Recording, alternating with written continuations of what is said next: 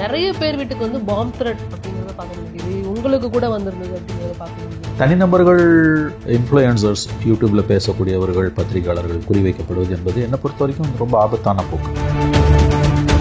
Celebrate your Diwali holidays with Grand Royal Tours. MCR Pure Cotton Club, formals and casual shirts. Namma Manju Groups in iSpot, a premium smart plot community. நேற்று பாருங்க, எடப்பாடி பேசுறாரு, தாவேகா கொடியை பார்த்துட்டு பிள்ளையார் சொல்லி போடப்பட்டுடுச்சுன்றாரு. இப்போ இவர் வந்து தாவேகா கொடியை பிடிச்சிட்டு அதிமுக கூட்டத்தில் நிற்கிறான். அவன் தாவேகா காரணம் அதிமுக காரணம் தெரியாது. கொடி வந்து எவனா பிடிக்கலாம், அது ஒன்றும் காப்பி ரைட்டு கிடையாது. அந்த கொடியை பார்த்துட்டு தன்னோட குதூகூலத்தை, தன்னோட மகிழ்ச்சியை வெளிப்படையாக தெரிவிக்க வேண்டிய அளவுக்கு இவருக்கு நிர்பந்தம் என்ன வந்தது? கூட்டணிக்கு அச்சாரம் பிள்ளையார் சொல்லி போட்டாங்கன்றது இவரோட டெஸ்பரேட் நேச்சர், அதாவது அவசரத்தை காட்டுது. இப்போ காங்கிரஸோட பேச்சுவார்த்தை நடக்கிறது இங்க உண்மைதானா? அதெல்லாம் ஒன்றும் கிடையாதுங்க, சும்மா கதைங்க. அதாவது காங்கிரஸ் திமுகவை விட்டு சத்தியமா போவாது, எழுதி வைத்துக் கொள்ளுங்கள். ஏன்னா 4 முனை அப்படிங்கிற மாதிரி இருந்தது விஜய் யார் கூடயும் கூட்டணி இல்லாததுனால. ஆனா அந்த கரூர் சம்பவத்துக்கு அப்புறம் கண்டிப்பா ஒரு கூட்டணியோட போய் அவர் இருப்பாரு அப்படிங்கிற மாதிரியான விமர்சனங்கள் வந்து வெளியில பார்க்க முடியுது. 4 முனை போட்டி உறுதி. 4 முனை போட்டி உறுதி என்றால் திமுகவின் வெற்றியும் உறுதி. முடிவு செய்ய வேண்டியது திமுக தான். இந்த மாதிரி சேனல்ஸை வந்து ரிமூவ் பண்ணுறதுன்றது வந்து ரொம்ப ரொம்ப தவறானது, ஜனநாயகத்துக்கு விரோதமானது. பாதிக்கப்பட்ட மக்களை வந்து பேட்டி எடுத்து போட்டவர்கள் எல்லாம் வந்து அந்த தொலைக்காட்சிகள், அந்த சேனல்ஸ்லாம் தான் இன்றைக்கி நெருக்கடிக்குள்ளாகி இருக்கிறார். அப்போ ஒரு செட் ஆஃப் நெரேட்டிவை மட்டும்தான் அரசு அலோவ் பண்ணும் அப்படின்னும் பொழுது அங்கே சிக்கல் வருது. அது வந்து இன்றைய உலகத்தில் சாத்தியமில்லாத ஒன்று என்பதை ஏன் இந்த அரசு புரிந்து கொள்ள மறுக்கிறது? அங்கே இருக்கக்கூடிய பப்ளிக் ஒப்பீனியன் வந்து அரசு தான் காரணன்றது, அந்த கருத்து தான் மேலோங்கி இருக்கிறது என்பது தான் உண்மை. This a fact.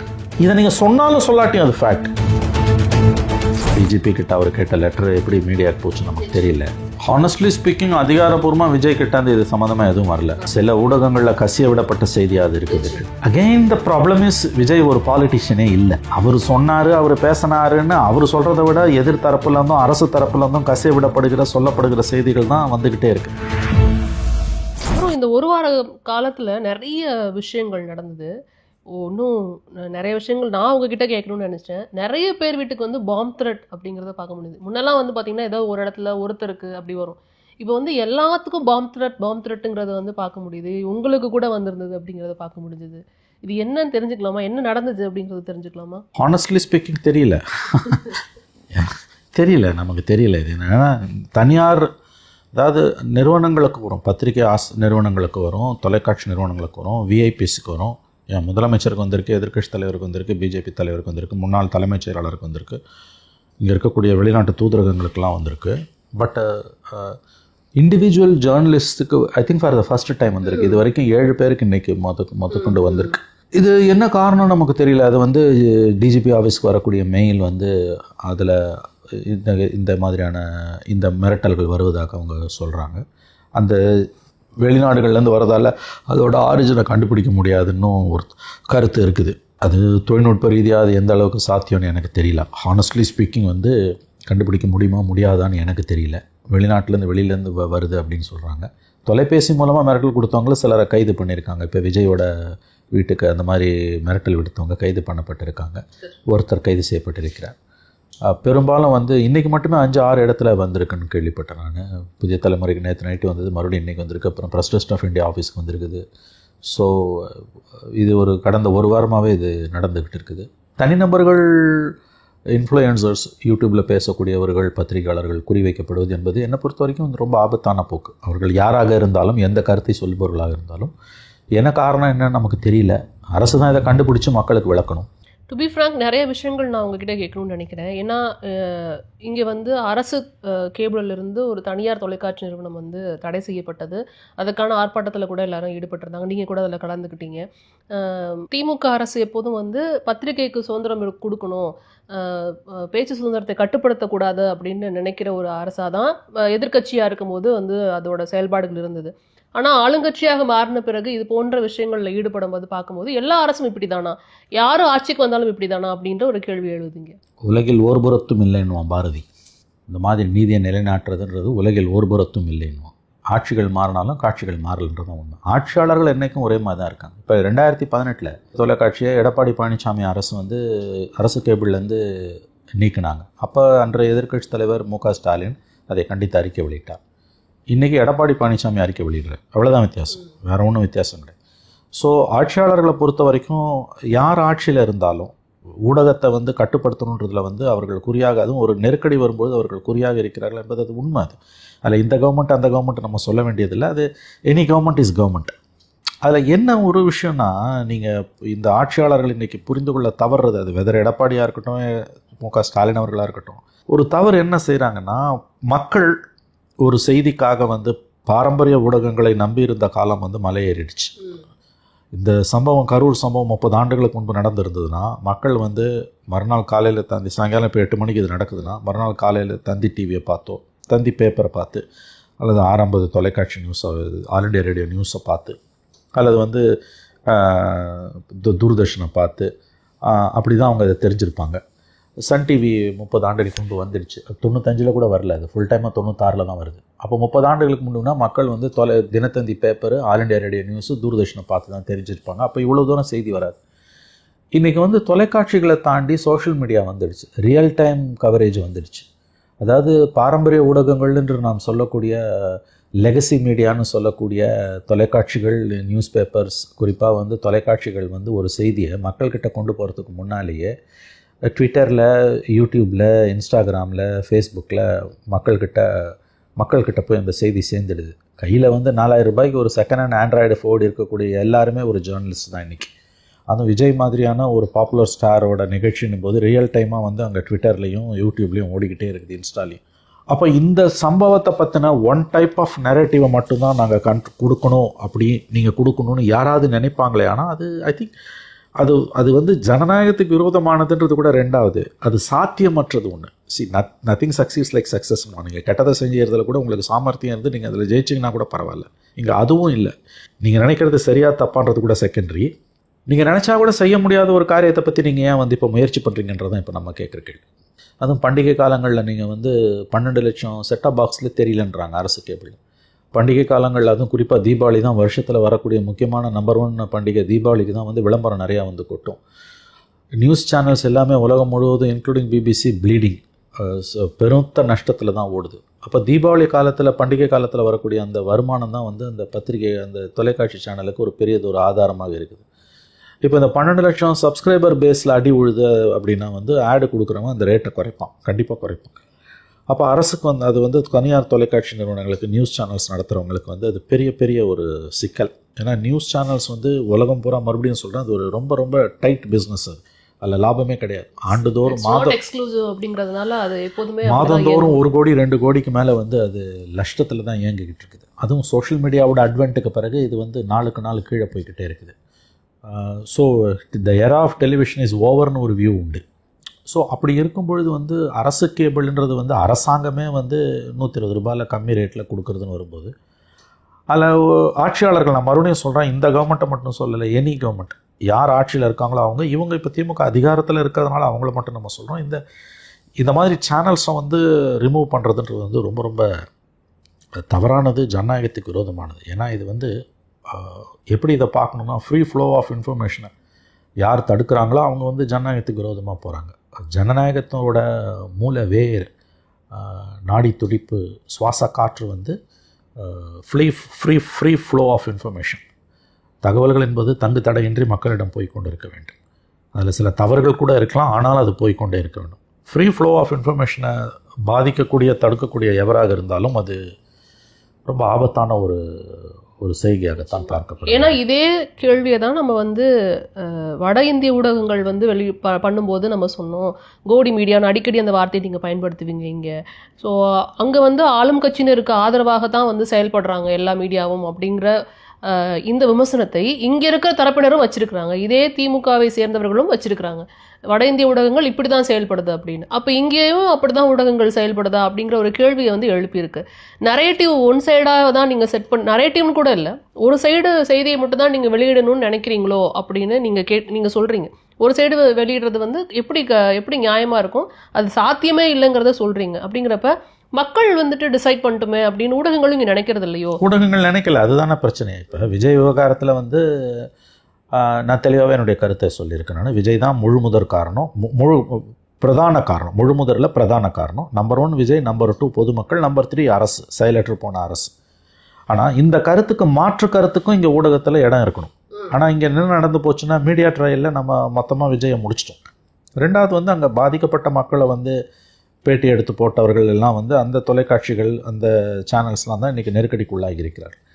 அப்போ ஒரு செட் ஆஃப் நெரேட்டிவை மட்டும்தான் அரசு அலோவ் பண்ணும் அப்படின்னும் பொழுது அங்கே சிக்கல் வருது. அங்கே தான் வந்து பிரச்சனையே நமக்கு வருது. அது வந்து இன்றைய உலகத்தில் சாத்தியமில்லாத ஒன்று என்பதை ஏன் இந்த அரசு புரிந்து கொள்ள மறுக்கிறது? அதாவது இப்பயும் நான் சொல்கிறேங்க, உங்களுக்கு வந்து நத்திங் சக்சீட்ஸ் லைக் சக்ஸஸ். இப்போ வந்து மறுபடியும் சொல்லுகிறேன், 30 ஆண்டுகளுக்கு முன்படி இப்போ துயர சம்பவம் நடந்து அன்னைக்கு வந்து ஊடகங்களை அரசு கட்டுப்படுத்துதுன்னா புரிஞ்சுக்கலாம். இன்றைக்கி அது அந்த கேள்வியே பொருளற்றது, அர்த்தமற்றது. ஏன்னா ஆங்கிலத்தில் சொல்கிறதுனா வந்து 12 ஆண்டுகளுக்கு முன்பு 2013 நிக் கோயிங்னு ஒரு பிபிசி கரஸ்பாண்டன்ட்டு ஹைதராபாத்தில் ஒரு நிகழ்ச்சியில் பேசும்போது சொன்னான், 10 ஆண்டுகளுக்கு முன்பு நான் ஜேர்னலிஸ்ட்டாக இருக்கிறதுக்கும் இப்போ ஜேர்னலிஸ்ட்டாக இருக்கிறதுக்கும், அவன் 2013 சொல்கிறான், 10 ஆண்டுகளுக்கு முன்பு நான் ஜேர்னலிஸ்ட்டாக இருக்கிறதுக்கும் இப்போ இருக்கிறதுக்கான வித்தியாசம் என்னென்னா, இப்போ இருக்கக்கூடிய விஷயம் என்னென்னா, even before the governments could act the issues are in public domain. 10 ஆண்டுகளுக்கு முன்பு அப்படி இல்லை அப்படின்னா, அதாவது வந்து இன்றைக்கி வந்து ஒரு சம்பவம் நடந்துடுச்சுன்னா அரசுகள் வந்து எதிர்வினை ஆற்றுவதற்கு முன்பாகவே அது மக்கள் மத்தியில் இருக்குது. இப்போ கரூர் ஸ்டாம்பீடை பற்றி கவர்மெண்ட் அங்கே வந்து முதலுதவி, ஃபயர் சர்வீஸ், ஆம்புலன்ஸ் இதெல்லாம் அனுப்புறதுக்கு முன்னாலே இஷ்யூ வந்து பப்ளிக் டொமைனுக்கு வந்துடுது. இது வந்து கடந்த காலங்களில் கிடையாது. நான் சொன்ன 30 ஆண்டுகளுக்கு முன்பு பார்க்கும்பொழுது வந்து உங்களுக்கு வந்து நீங்கள் மறுநாள் காலையில் பேப்பரை பார்க்கணும், தினத்தந்தி பேப்பரை பார்க்கணும், இல்லை ஆல் இண்டியா நியூஸை கேட்கணும். அப்போ இந்த இடத்துல வந்து அரசுகள் வந்து மீடியாவோட ரோலுன்றது, legacy media or what is மீடியான்ற ரோலே வந்து தலைகீழ போயிடுச்சு. இதில் நீங்கள் எதை கண்ட்ரோல் பண்ணுவீங்கன்ற நான் சொல்கிறேன். கண்ட்ரோல் பண்ணுறதுல நீங்கள் சக்ஸஸ் பண்ணி இந்த அராஜகத்தை, இந்த சட்டவிரோத காரியத்தை நீங்கள் பண்ணிங்கன்னா கூட அட்லீஸ்ட் நீயாவது ஜெயிக்கிறேன்னு சந்தோஷப்படலாம். ஆக்சுவலாக அதுவும் இல்லை. அதை தான் நான் சொல்கிறேன், nothing succeeds like success. Nothing succeeds like சக்ஸஸ்ன்றது வந்து எப்படியாவது வென்றவன் சொல்வதெல்லாம் வேத வாக்குன்னுவாங்க இல்லையா, அந்த மாதிரி. இப்போ நீங்கள் வந்து ஃப்ரீ ஃப்ளோ ஆஃப் இன்ஃபர்மேஷன், இப்போ வந்து அரசு கேபிள்லேருந்து ஒரு குறிப்பிட்ட தொலைக்காட்சியை நீக்கிறீங்கன்னா, கரூர் ஸ்டாம்பேட் இஷ்யூவில் அரசு தரப்பு சொல்கிறத தாண்டி திமுக தரப்பும் அரசு தரப்பும் சொல்கிறத போலீஸ் வெர்ஷனை தாண்டி இன்னொரு வெர்ஷனுக்கு அவங்க இடம் கொடுத்தாங்கன்றது தான் உங்களோட கோபமே. இப்போ அவங்க கொடுக்கலன்னா அது மக்கள்கிட்ட போகாது நீங்கள் நம்புறீங்களா? ஆல்ரெடி அது போயிட்டு இருக்குது. சோஷியல் மீடியாவில் அதை எடுத்து பயங்கரமாக போட்டுக்கிட்டு தான் இருக்காங்க. பப்ளிக் பர்செப்ஷனில் ஆல்ரெடி தோற்று போன ஒரு அரசு ஒரு மீடியாவை அல்லது 2 மீடியாவை குறி வச்சு அதை வந்து தொலைக்காட்சிகள்லேருந்து அரசு கேபிள்லேருந்து உருவருது. இப்போ அவங்ககிட்ட அதிகாரம் இருக்குது, நீங்கள் அரசு கேபிளில், ஏன்னா உங்கள் கண்ட்ரோலில் இருக்குது. இப்போ அரசு கேபிள்னே ஒன்று இல்லைன்னு வச்சுக்கோங்க, அப்போ என்ன பண்ணுவீங்க? எப்படி இன்றைக்கி ஃப்ரீ ஃப்ளோ ஆஃப் இன்ஃபர்மேஷனை நீங்கள் தடுக்க முடியும்? இன்றைக்கி வந்து எல்லாருக்கும் எல்லாம் தெரியும். நான் தான் சொன்னேன்ல, உங்களுக்கு வந்து ஒரு செகண்ட் ஹேண்ட் ஆண்ட்ராய்டு ஃபோன் 4000 ரூபாய்க்கு வச்சுருக்க ஒருத்தன் ஜேர்னலிஸ்ட், ஒருவனோ ஒருத்தியோ, அவங்க உலகம் பூரா இந்த செய்தியை இன்றைக்கி பரப்ப முடியும். விஜயோட மாநாட்டு கரூர் இன்சிடென்ட்ல நடந்த அந்த துயர சம்பவத்தோட ஃபர்ஸ்ட் 4 hours ஆர் ஃபர்ஸ்ட் 6 hours-ஓட ஒரு நெரேட்டிவ், ஒரு விஷுவல்ஸ் வந்து பாரம்பரிய ஊடகங்களை தாண்டி சோஷியல் மீடியா மூலமாகவே எல்லாருக்கும் போயிடுச்சு. நிச்சயமா இதில் நம்ம பார்க்க வேண்டியது என்னன்னா, பத்திரிகையாளர்களாக செயல்பட வேண்டிய பலர் அவங்களுடைய பக்கங்களில் வந்து செய்திகளெல்லாம் சில வெளியிடலாம். இவர் இப்படி சொன்னார், அவர் அப்படி சொன்னார், அரசாங்கம் இப்படி சொன்னதுன்னு செய்திகளாக வெளியிடலாம். ஆனால் ஒரு தரப்பினருக்கு மட்டும் சாதகமாக வந்துட்டு ஒரு பெரிய ரைட்டப் எழுதுறதுங்கிறதையும் நம்மளால் பார்க்க முடியுது. தொடர்ந்து இந்த மீடியா தோல்வி அடைஞ்சிடுச்சுங்க. நான் மறுபடியும் சொல்றேங்க, விஜய் மீது தான் தவறு என்பது விஜய் 90% தவறு. மற்றது அடுத்த தவறு, விஜய் முதல் குற்றவாளி, 2வது குற்றவாளி பொதுமக்கள், 3வது அரசு. இதில் நான் உறுதியாக இருக்கேன். ஆனால் மீடியா வந்து the other side of the ஸ்டோரிக்கு வந்து அடிக்குவேட் ஸ்பேஸை கொடுத்ததானா இல்லை. இதில் வந்து விஜய் தரப்புக்கு ஸ்பேஸ் கொடுக்காததை தாண்டி அதை விட முக்கியமானது, அங்கே இருக்கக்கூடிய பாதிக்கப்பட்ட மக்கள் இதை என்ன கருதுறாங்க அப்படின்னு பார்த்தீங்கன்னா, அங்கே நிலைமை தலைகீழ இருக்குது. மீடியாவும் அறிவுஜீவிகளும் விஜயை குறை சொல்கிறோம், பட் அங்கே இருக்கக்கூடிய பப்ளிக் ஒப்பீனியன் வந்து அரசு தான் காரணன்றது, அந்த கருத்து தான் மேலோங்கி இருக்கிறது என்பது தான் உண்மை. திட்ஸ் அ ஃபேக்ட். இதை நீங்கள் சொன்னாலும் சொல்லாட்டியும் அது ஃபேக்ட். அந்த கருத்தை வந்து ஒரு 2 ஊடகங்கள் சொல்லுதுன்னா அவங்கள நீங்கள் உருவுறீங்க. சரி, உருவிட்டு பர்மனெண்ட்டாக உருவ முடியாது. நீங்கள் கொடுத்தாலும் கொடுக்காட்டியும் அந்த பர்செப்ஷன் வாரில் நீங்கள் ஆல்ரெடி தோத்த பிறகு, நான் கவர்மெண்ட்டை கேட்குறது, நீங்கள் பர்செப்ஷன் வாரில் ஆல்ரெடி தோத்த பிறகு இந்த மாதிரியான வந்து உங்களுக்கு வந்து ஒரு கண்ட்ரோலிங் த நெரேட்டிவ் இருக்குல்ல, இதனால் என்ன பலன் உங்களுக்கு? இன்றைக்கி இருக்க மாடர்ன் வேர்ல்டோட டைனமிக்ஸ் புரிஞ்சவங்க இதை செய்ய மாட்டாங்கங்க. நான் மறுபடியும் சொல்கிறேங்க, இன்றைக்கி இருக்க மாடர்ன் வேர்ல்டோட டைனமிக்ஸ் புரிஞ்சவங்க இதை செய்ய மாட்டாங்க. உங்களால் அதில் சாதிக்க முடிஞ்சு இதை செஞ்சீங்கன்னா கூட ஓகேன்ற நான், உங்களால் அதை சாதிக்கவும் முடியாது. ஏன்னா மக்கள் இந்த உலகம் எங்கேயோ போயிடுச்சுங்க. யாரும் எதையும் யாருக்கிட்டேருந்து மறைக்க முடியாது. பெர்செப்ஷன் வாரில் நீங்கள் தோத்த பிறகு ஒரு சேனலில் 2 சேனலை உருவனா என்ன, உருவாட்டியன்னு.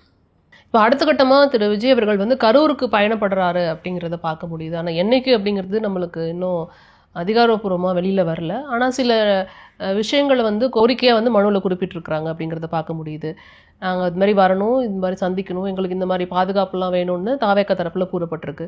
ஸோ மக்களை வந்து போய் பார்க்கும்போது பத்திரிக்கையாளர்கள் கூட இருக்கக்கூடாதுங்கிற மாதிரியான கோரிக்கைகளை முன் வச்சிருக்கிறதா பார்க்க முடியுது. அதை பற்றி நீங்கள் என்ன நினைக்கிறீங்க சார்? ஹானஸ்ட்லி ஸ்பீக்கிங், அதிகாரப்பூர்வமாக விஜய் கிட்ட இது சம்மந்தமாக எதுவும் வரல.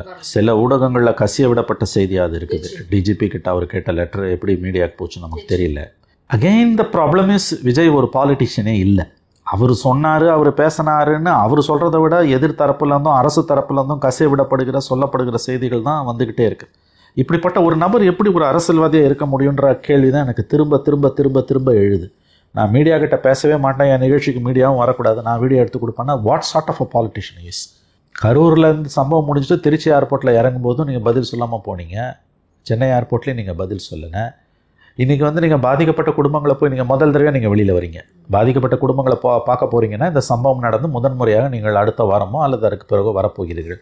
அப்போ அங்கே மீடியா இருக்கக்கூடாதுன்னா இது என்ன உங்கள் சொந்த குடும்ப விஷயமா? இது because you are running a political party. ஞாபகம் வச்சுக்கோங்க. நீங்கள் ஒரு சினிமா சம்மந்தப்பட்ட விஷயம்னா உங்களை கேள்வி கேட்குற உரிமை யாரும் கிடையாது. ஏன்னா அது ப்ரொடியூசருக்கு மட்டும்தான் அதில் உரிமை. இங்கே வந்து நீங்கள் ஒரு அரசியல் கட்சியின் போது it's a public organisation. Every political party is a public organisation. அங்கே வந்து நீங்கள் மீடியாவை நான் அலோவ் பண்ண மாட்டேன் அப்படின்னும் போது பாதிக்கப்பட்ட குடும்பங்களை நீங்கள் சந்திப்பதை உங்களோட ப்ரைவேட் அஃபேரை நீங்கள் வைக்கிறீங்க. எல்லாமே உங்களுக்கு ப்ரைவேட் அஃபேர்னால் எதுக்கு நீங்கள் கட்சி நடத்துகிறீங்க? நீங்கள் மீடியா கிட்ட பேச மாட்டீங்க, உங்களை சுற்றி இருக்கவங்க பேச மாட்டான். இந்த சம்பவம் நடந்து 2 வாரம் ஆகப்போகுது.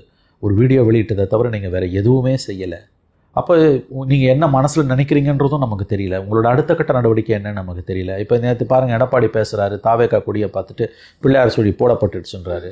பிள்ளையார் சுழி போட்டிங்களா போடலையா? கூட்டணிக்கான பேச்சுவார்த்தை நடக்குதா இல்லையா? ஏன்னா வந்து இதுக்கு முன்னால் தினமலரில் அதிமுக விஜய் கட்சி கூட்டணின்னு வந்தப்போ நீங்கள் என்ன சொன்னீங்க? அப்படிலாம் வாய்ப்பே கிடையாது, வதந்தி பரப்புகிறாங்க. நீங்கள் இன்றைக்கி வந்து லீடர் ஆஃப் த அப்போசிஷன் வெளிப்படையாக பேசுகிறாரு, தாவேக்கா கொடியை பார்த்துட்டு இப்போ கூட்டணிக்கு அச்சாரம் போடப்பட்டு விட்டது, பிள்ளையார் சுழி போட்டோன்றார்.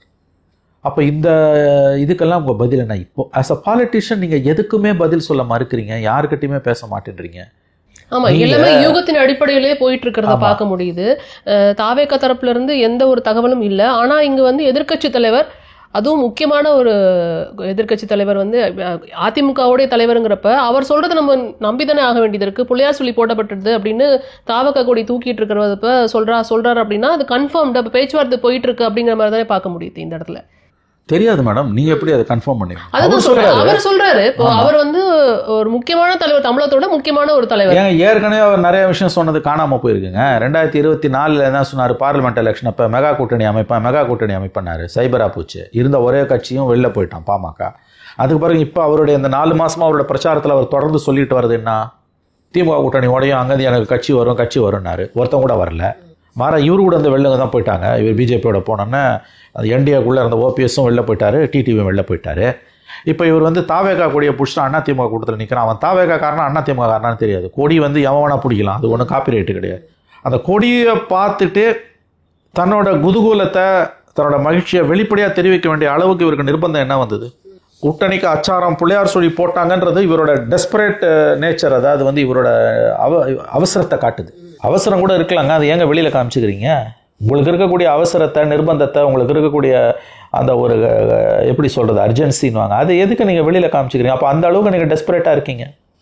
பிள்ளையார் சுழி போட்டுச்சுன்னு சொல்கிறது மூலமாக நீங்கள் வந்து வந்துடுச்சு தொண்டனை உற்சாகம் பண்ணுற சொல்கிறாருங்க, வேறு ஒன்றும் இல்லைங்க. ஏடிஎம்கே பிஜேபி கூட்டணி ஜெல் ஆகலை இன்னமும், இப்போ தான் கொஞ்சம் கொஞ்சமாக ஜெல் ஆகுது. மற்ற கட்சிகள் எதுவும் வருமானு நமக்கு தெரியல. நீங்கள் என்ன பண்ணுறீங்க? இப்போ தொண்டனை உற்சாகப்படுறதுக்கு, தட்டி கொடுத்து தொண்டனை மேலே தூக்கிட்டு வரதுக்கு தாவேக்கா வருது. நீங்கள் அதிமுக தாவேக்காவின் வருகையை எதிர்பார்த்து தவிப்புடன் காத்திருக்கிறது. அதிமுக தொண்டர்கள், தலைவர்கள் 2 தரப்புமே தாவேக்காவின் வருகையை எதிர்பார்த்து தவிப்புடன், பரிதவிப்புடன், பதைபதைப்புடன் காத்திருக்கிறார்கள். அப்போ இங்கே உதயநிதி அவர்கள் நேற்று பேசும்போது கை நம்மளை விட்டு போகாது அப்படின்ற ஒரு வார்த்தையை சொல்லியிருக்கிறாரு. அப்படின்னா அப்போ காங்கிரஸோட பேச்சுவார்த்தை நடக்கிறது இங்கே உண்மைதானா? அதெல்லாம் ஒன்றும் கிடையாதுங்க, சும்மா கதைங்க. அதாவது எழுதி வைத்துக் கொள்ளுங்கள், 26 மட்டுமல்ல 29 திமுக காங்கிரஸ் கூட்டணி தொடரும். ராகுல் காந்தி விஜய் கிட்ட பேசினது உண்மை. அதுக்கு 2 காரணம் சொல்கிறாங்க. ஒன்று, விஜய் பிஜேபி பக்கம் போயிடாமல் தடுக்கிறது. 2வது, இப்போ வரக்கூடிய அசம்பிளி எலெக்ஷனில் இப்போ இருக்க 25 சீட்டு 30 சீட்டு ஆகணும், கூட ஒரு 5 சீட்டு கேட்குறாங்க, வேறு ஒன்றும் கிடையாதுன்றாங்க. கூட்டணியில் எந்த மாற்றமும் வராது. இந்த பேச்சுவார்த்தையை முளையிலேயே கிள்ளி எறியத்துக்கு தான் உதயநிதி கை நம்மை விட்டு எங்கும் போவாதுன்றார். கண்டிப்பாக கை எங்கேயும் போவாது, அவர் சொல்கிறது உண்மை. காங்கிரஸ் திமுகவை விட்டு சத்தியமாக போவாது, எழுதி வைத்துக் கொள்ளுங்கள். 26 கண்டிப்பாக அவங்க திமுகவோட தான் இருப்பாங்க, 29 இருப்பாங்க. என்னால் உறுதியாக சொல்ல முடியும். 26 பொறுத்த வரைக்கும் ஐ கேன் அஷ்யூர் யூ, என்னால் உறுதியாக சொல்ல முடியும், திமுக காங்கிரஸ் கூட்டணி தொடரும். ஏன்னா 2 பேருக்கும் வேறு வழி கிடையாது. மோரோவர் சோனியா காந்தி, ராகுல் காந்தி, ஸ்டாலின் 3 பேருங்க இருக்கக்கூடிய பர்ஃபெக்ட் அண்டர்ஸ்டாண்டிங் அது கூட்டணிலாம் பிரியாது. விஜய் மாதிரி ஒரு அன்டெஸ்டட் பிளேயரோடலாம் அவங்க போக மாட்டாங்க. 2009 அவருக்கு விஜயை தெரியும். இது திமுகவை சீன்றதுக்கு ராகுல் காந்தி பண்ணுறாரு, அது உண்மை. அது எதுக்குன்னா கூட ஒரு 5 சீட்டு வாங்குறதுக்கு மெயின், அவ்வளோதான். பிஜேபி கூட போயிட்டு அதுன்னு சொல்கிறாரு அவர். அது போவாரா போக மாட்டாரான்னு அவர் விஜய்க்கு தான் தெரியும். நம்ம அது போக மாட்டாரெல்லாம் யாரும் உறுதியாக சொல்ல முடியாது. ஏன்னா இன்றைக்கி திமுக நேரடி எதிரியாக அவர்கிட்ட வந்த பிறகு, எஸ்ஐடி வந்த பிறகு, அருணா ஜெகதீசன் என்கொயரி கமிஷன் வந்த பிறகு விஜய்க்கான நெருக்கடி என்பது முற்றுகிறது. அப்போ ஒரு அரசியல்வாதியை நீங்கள் ஒரு பக்கம் கார்னர் பண்ணிங்கன்னா அவங்க எந்த எல்லைக்கும் போவாங்க. தங்களை காப்பாற்றிக்கிறது தான் அவங்களுடைய முதல் ப்ரியாரிட்டியாக, முன்னுரிமையாக இருக்குமே அல்லாமல் கொள்கை, கோட்பாடு, வெங்காயம் அதெல்லாம் இருக்காது யாராக இருந்தாலும். ஸோ அப்போ இங்கே நடக்கிறது பாஜக பக்கம் போகாமல் அவங்களை தடுப்பதற்காகவும் எக்ஸ்ட்ரா இன்னொரு 4 சீட்டு கேட்கணுங்கிறதுக்காகவும் தான் இந்த கூட்டணி பேச்சுவார்த்தை, காங்கிரஸோட பேச்சுவார்த்தை. 100% கூட்டணியிலலாம் எந்த மாற்றமும் வராது, எழுதி வைத்துக் கொள்ளுங்க. இதெல்லாம் காங்கிரஸோட இயல்பு அறிந்தவர்களுக்கு இது தெரியும். அவங்கள பொறுத்த வரைக்கும் 26 விட 29 முக்கியம். தமிழ்நாடு காங்கிரஸ் அதுல ரொம்ப தெளிவா இருக்கிறாங்க அப்படிங்கறத பார்க்க முடியுது. அகில இந்திய காங்கிரஸ்ல தான் சில குழப்பம் இருக்கு இந்த கூட்டணியை பொறுத்த வரைக்கும் அப்படிங்கறத சொல்றாங்க. அதனாலதான் இந்த கேள்வி முன்வைக்கிறேன். உங்கள் கேள்வியை தவறு, மன்னிக்கணும், உங்க கேள்வி தவறு. அகில இந்திய காங்கிரஸ்ல எந்த குழப்பமும் இல்லை, அவங்க 100% தெளிவா இருக்காங்க. தமிழ்நாடு காங்கிரஸ்ல சிலருக்கு ஒரு நப்பாசை இருக்கு, கூடுதல் சீட்டு வேணும், விஜய் இல்லாட்டி விஜய் கூட போயிடலாம். ஆக்சுவலாக தலைகீழ நீங்கள் சொல்கிறது. AICC is very clear. அவங்க ஒருபோதும் திமுக விட்டு போக மாட்டாங்க. அவங்க 2 எலெக்ஷனில் 10 சீட்டு சொலையாக திமுக கொடுத்துருக்குது. அதனால் அவங்க கண்டிப்பாக போக மாட்டாங்க. 26 நிச்சயமாக திமுக காங்கிரஸ் கூட்டணியில் எந்த பாதிப்பும் இருக்காது, நான் உறுதியாக நம்புகிறேன். நிச்சயமா. ஸோ இப்போ அடுத்த கட்டமாக நம்ம தமிழக அரசியலுக்கு 26 எலெக்ஷன் சூடு பிடிக்கிற தருணத்தில் இங்கே இன்னும் கொஞ்சம் அமைதியாக இருக்கிற மாதிரியே இருக்குது. ஏன்னா எத்தனை முனை போட்டி நிலவ போதும், ஏன்னா 4 முனை அப்படிங்கிற மாதிரி இருந்தது விஜய் யார் கூடயும் கூட்டணி இல்லாததுனால. ஆனால் அந்த கரூர் சம்பவத்துக்கு அப்புறம் கண்டிப்பாக ஒரு கூட்டணியோட போய் அவர் இருப்பார் அப்படிங்கிற மாதிரியான விமர்சனங்கள் வெளியில பார்க்க முடியுது. அப்போ அது 4 முனை போட்டியா இருக்குமா, இல்ல கூட்டணியா சேர்ந்து இந்த தேர்தல் அவங்க சந்திப்பாங்களா அப்படிங்கிற கேள்விதான் இப்ப மக்கள் மத்தியில இருக்குங்கிறத பார்க்க முடியுது. எப்படி நகரும் நினைக்கிறீங்க? அது ஜோசியம் சொல்ல முடியாதுங்க. அவருக்கான அந்த விசாரணை கமிஷன், எஸ்ஐடி அவர் எப்படி ஹேண்டில் பண்ண போறாங்க, அவர் எப்படி ஒத்துழைப்பு கொடுக்க போறாரு, தமிழக அரசின் அழுத்தம் விஜய் மீது அடுத்து வரும் கட்டங்களில் எப்படி இருக்க போகுதுன்றதை பொறுத்தது. ஒரு நெருக்கடிக்கு உள்ளாக்கப்பட்டால், ஒரு முனைக்கு அவர் தள்ளப்பட்டால், ஒரு கார்னருக்கு அவரை புஷ் பண்ணிங்கன்னா அவர் வேறு வழி இல்லாமல் அதிமுக கூட்டணியை நோக்கி நகரலாம். மாறாக அப்படி இல்லாமல் அவருக்கான ஒரு ஃபங்க்ஷனிங் ஸ்பேஸை நான் எப்படி ஃபீல் பண்ணுறேன்னா, திமுக விஜய்க்கு ஒரு ஃபங்க்ஷனிங் ஸ்பேஸை என்ஷூர் பண்ணுறாங்க. அவரை டிஸ்டர்ப் பண்ணாமல், அவரை இம்சை கொடுக்காமல் அவருக்கான ஒரு ஸ்பேஸை என்ஷூர் பண்ணுறாங்க அப்படின்னா, அவர் ப்ளஸ் ரொம்ப அவரை டிஸ்டர்ப் பண்ணாமல் தனித்து நிற்பார். மாறா அவருக்கான ஸ்பேஸை ஷ்ரிங்க் பண்ணுறாங்க, ரொம்ப ஷ்ரிங்க் பண்ணுறாங்க, அவர் ஒரு ஃபங்க்ஷன் பண்ண விட மாட்டேன்றாங்க, ப்ளஸ் இந்த கேசஸில் போட்டு அவர் அமுகுறாங்க அப்படின்னா அவர் தானாக அந்த பக்கம் கிராவிடேட் ஆவார். So I think it's ball is in DMK's game. நீங்கள் டிஎம்கே ஒரு பக்கம் அழுத்தம் கொடுக்குது அப்படின்னா, அவர் தனியாக நின்னார்னா சென்ட்ரல் கவர்மெண்ட்டும் பிஜேபி கவர்மெண்ட்டும் ஒரு பக்கம் அழுத்தம் கொடுக்கும். மாறா டிஎம்கே அவருக்கு அழுத்தமே கொடுக்காம அப்படியே விடுறாங்கன்னு வச்சுக்கோங்களேன், அவர் பிஜேபி பற்றி போவதற்கான வாய்ப்புகள் குறைவு. நான் அதுதான் உங்களுக்கு தெளிவான வார்த்தைகளில் சொல்ல வருது. அவருக்கான அந்த ஒரு இயங்குவதற்கான ஒரு தளத்தை ஆங்கிலத்தில் சொல்கிறதுனா ஒரு ஃபங்க்ஷனிங் பொலிட்டிக்கல் ஸ்பேஸ், அதை திமுக விஜய்க்கு என்ஷூர் பண்ணுச்சுன்னா 4 முனை போட்டி உறுதி. 4 முனை போட்டி உறுதி என்றால் திமுகவின் வெற்றியும் உறுதி. முடிவு செய்ய வேண்டியது திமுக தான். தொடர்ந்து அடுத்த கட்டத்தில் எப்படி நகருதுங்கிறத தொடர்ந்து பார்க்கலாம் சார். நன்றி. நன்றி madam. Celebrate your Diwali holidays with Grand Royal Tours. MCR Pure Cotton Club, formals and casual shirts. Namma Manja Groups in iSpot, a premium smart plot community.